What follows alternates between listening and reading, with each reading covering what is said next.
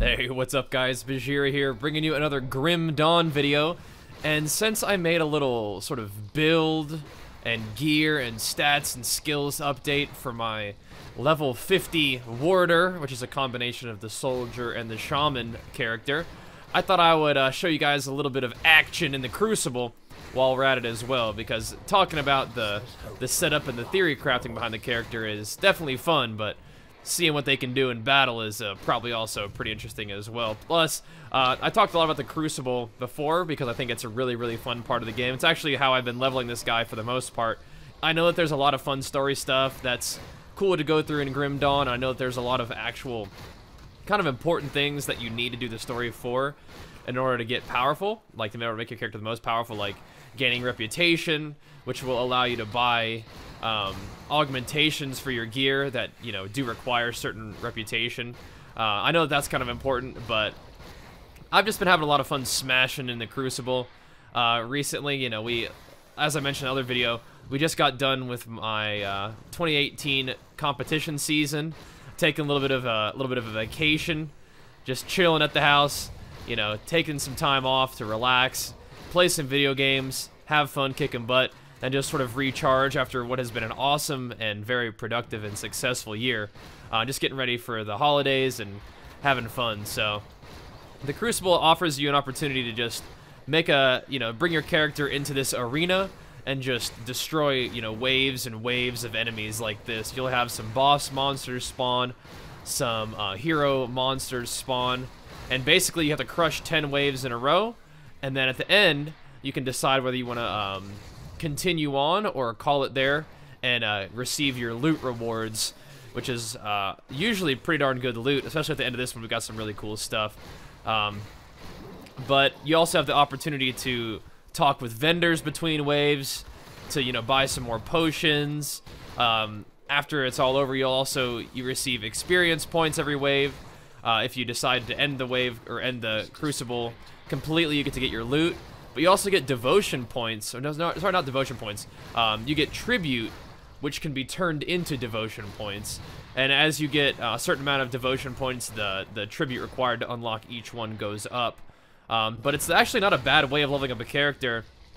And the reason why I like it so much, I think it's just because it's just non-stop smashing of monsters, and I think that's pretty fun. It also kind of, you know, really puts your character to the test because there's not as much downtime. You're not going to be, you know, going back to town and recovering your energy and HP between fights, between waves you get to, and it gives you one vital essence in between right there. So you can actually grab that between waves if you want to, or you can leave that there because it stays on the ground like while you accept the next wave. So potentially what you could do is you could leave that vital essence there, and then when you're fighting a particularly strong wave or a particularly strong boss, and you need a way to really top your energy and HP quickly, you can actually grab that vital essence at any point during the waves. But if you don't grab it during the waves, then you know, it'll spawn you another one at the end, so you don't get to like stack them or anything like that. And you'll notice that I'm pausing the game here just for a moment by pressing spacebar to read what affixes the Crucible has, because I believe it's after 30 you start to get one affix. So it'll be like, you know, your resistances are lowered, the enemies attack faster, the enemies like leech health off of you, things like that. And it's always just a good idea to take a quick look and see what we're dealing with here. But I believe it's at 30 you get one. I think that at 50 I'm pretty sure we had two, right?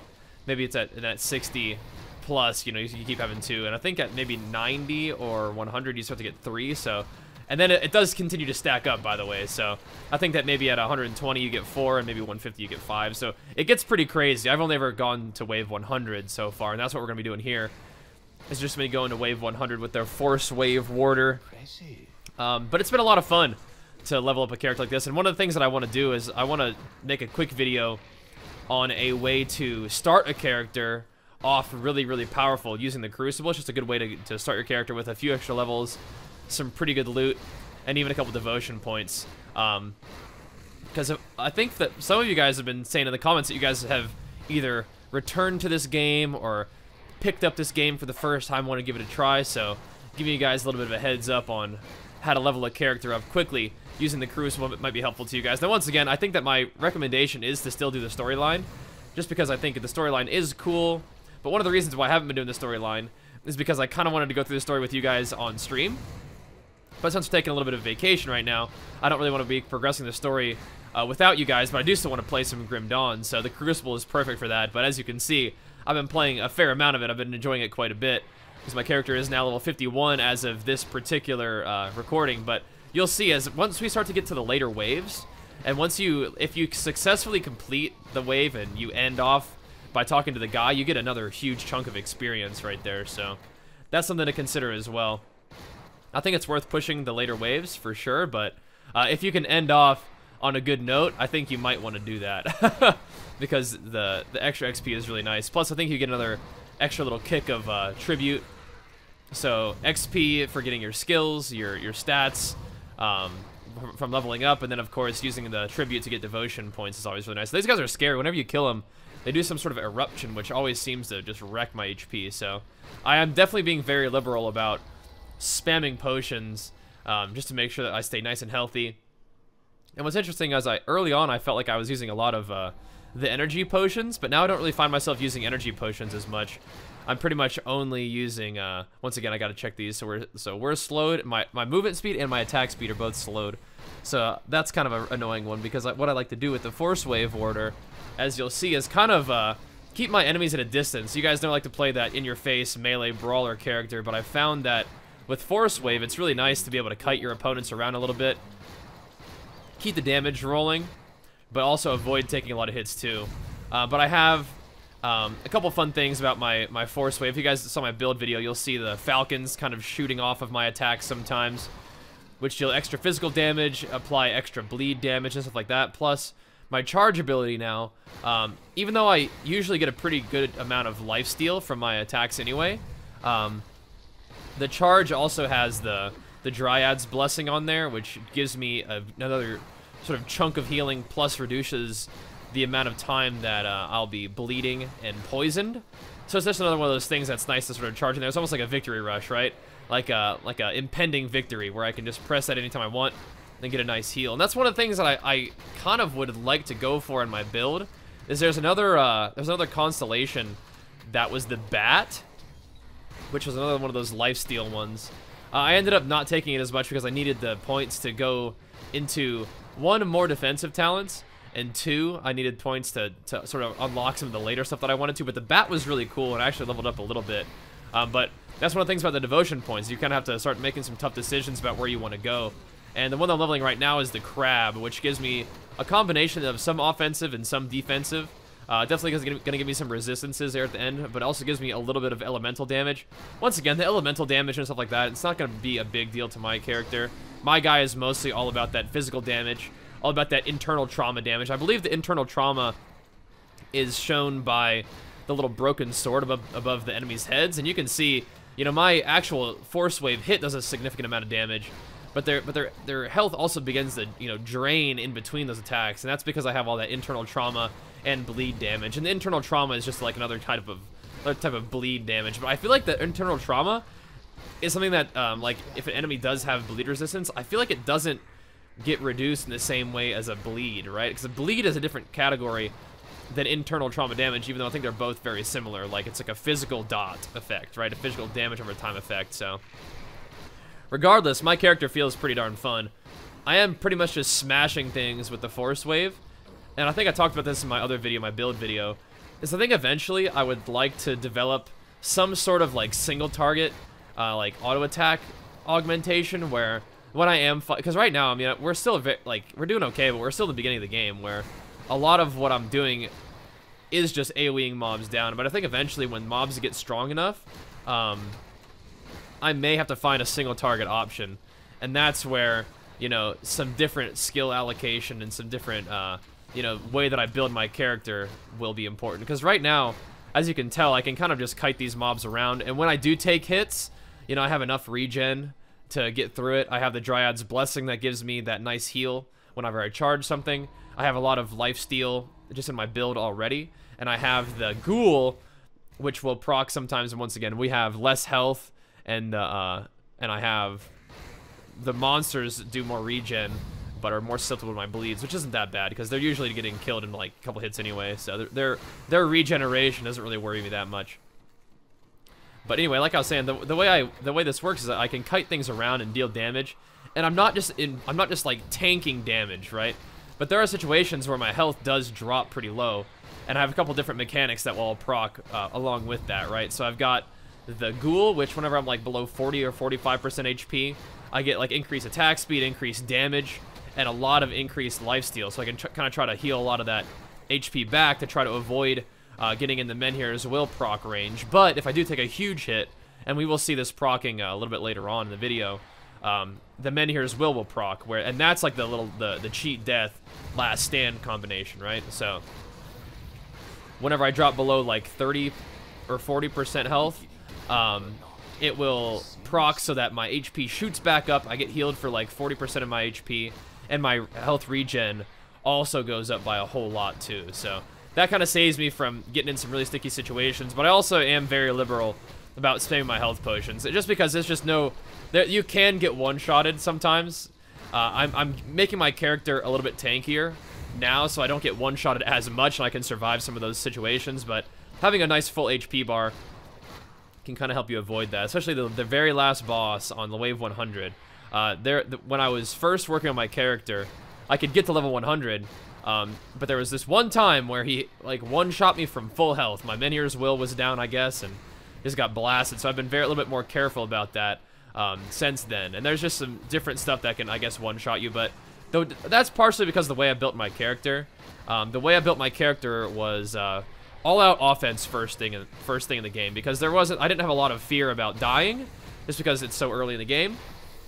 But what I wanted to do was just clear as fast as I could, just get as much HP as possible, just get as much damage as possible, and get as much XP as possible, and just get as powerful as I could early on. And I figured, all right, when I'm starting to reach a wall where these enemies are starting to become tankier, and I need to become tankier to sort of survive the long battle. See, there's the Menhir's Will procking right there. I hit I killed like a whole wave of those kind of like, you know, wraith-looking monsters, and whenever they die, they just erupt in some sort of like massive defense reduction, massive damage over time effect. My Menhir's Will procced and shot my HP back up. My Ghoul's Frenzy or whatever it's called procced, so I was able to regen a fair amount of HP back, but it was pretty scary. And I'm keeping an eye on my cooldown of Menhir's Will, because when that's down, sometimes you want to play defensively, especially on a wave like this, where it's the final wave of this. Well, no, it's not. It's wave 89. Almost the final wave. But it spawns 3 different boss monsters, all that are pretty tanky to deal with. So without a Menhir's Will, I'm kind of kiting him around and being careful. But that's what Forcewave allows me to do anyway. You see, I just sort of kited those 3 boss monsters around the room. I didn't have to stand right in front of him and just smack them and trade blows. I was able to hit them, do some pretty significant damage, and then you know, be on my way and let them bleed while I'm running away. So the damage that I was able to maintain right there was really nice. So now we're gonna go into the final sort of Crucible wave leading into level 100 there.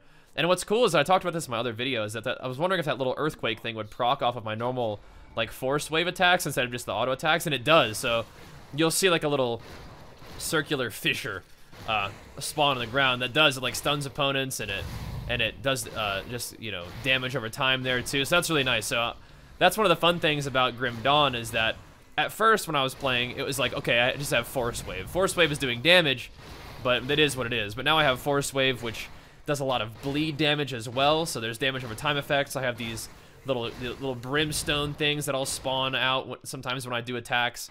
I have that falcon thing that shoots out from my attacks, and all these little constellation talents and skills that you get also level up with you.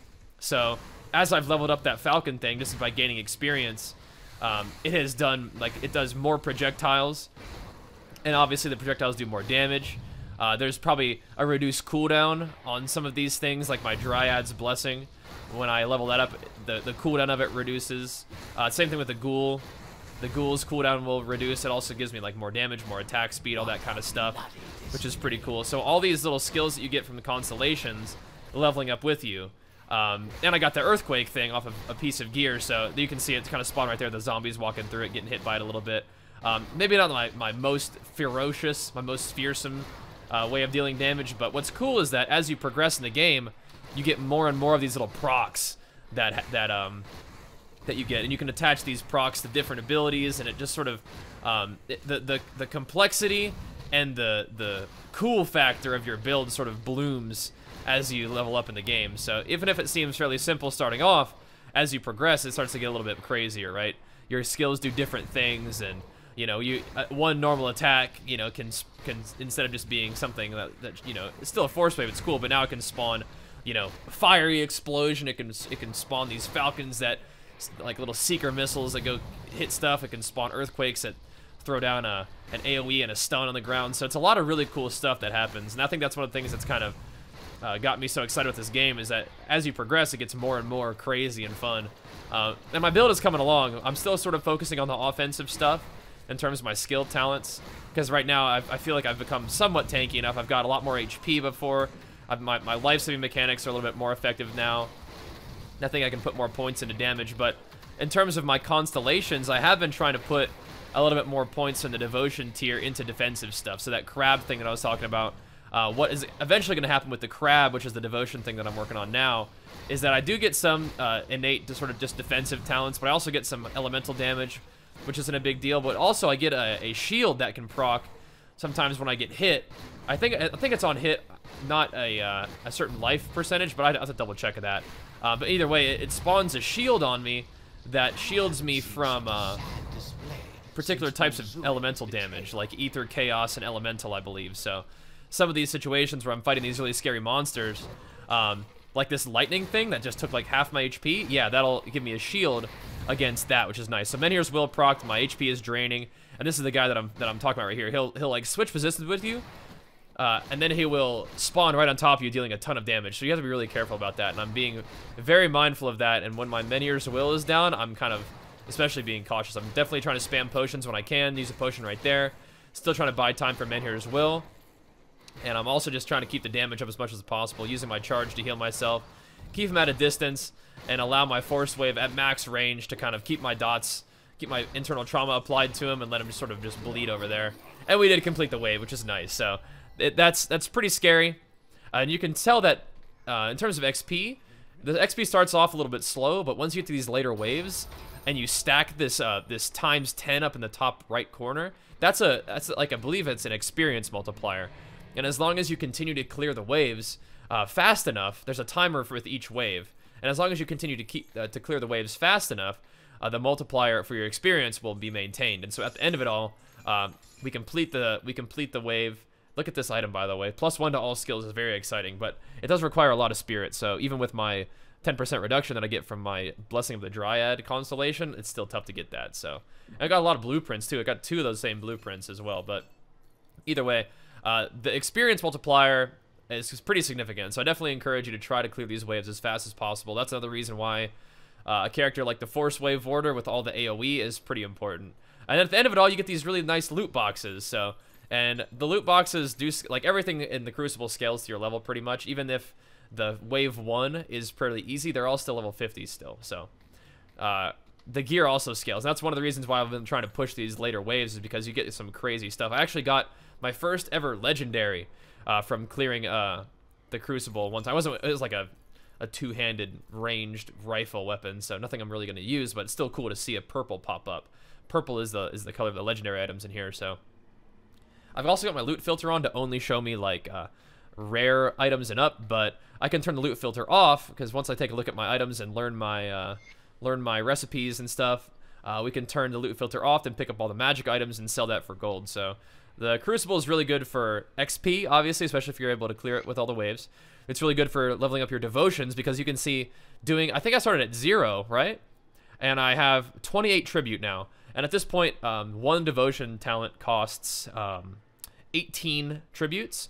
But if I bought a tribute, which I do, or I bought a devotion, which I do, and then I do another wave of 10 a wave of 100 to get all the way up to this level, I'll get another 28, and then I can buy 2 devotion talents, which is pretty cool. So it's good for XP, it's good for devotion, it's good for gear, because you're getting a ton of loot at the end of it all, and it's also good for leveling up your gold, because you get a ton of items, a lot of which you don't need, and and you can sell that. By the way, I didn't show it in the video, but remember when I was talking about how I really needed a ring upgrade? Well, if you look in the bottom left of my inventory right there, there is a ring next to those boots, and I think I actually just hovered over it really quickly, but that one actually gave me like 33% physical damage, and I was able to equip that, which is awesome. So I got a big upgrade out of this run, and if I can eventually equip this thing, I don't know if it's going to be worth losing all the physical damage and internal trauma damage that I've got, but the +1 to all skills is such a huge bonus, especially if you go through and put some just 1 point and a lot of skills. Then you really reap some serious benefits from the +1 to all skills, or +1 to soldier skills, or shaman skills. I believe it was a relic that I could make that gave +1 to all shaman skills. I don't have a lot of shaman skills right now, but I will eventually. Keep in mind also that I think at class level 50 you only get like 2 skills per level, so those plus skills become that much more valuable, because those skill points become that much more scarce. But either way, there's so much to talk about this game, and obviously I'm having a blast with it. Hopefully you guys are enjoying the videos. I wanted to show you guys a little bit of my Forcewave warder in action. And of course, you guys, thank you all so much for watching. It is Thanksgiving today, and I am definitely very thankful for all of you guys, and I am also very thankful if you guys watched this entire video so far, because I'm having a lot of fun with this game. Hopefully you guys are having fun watching.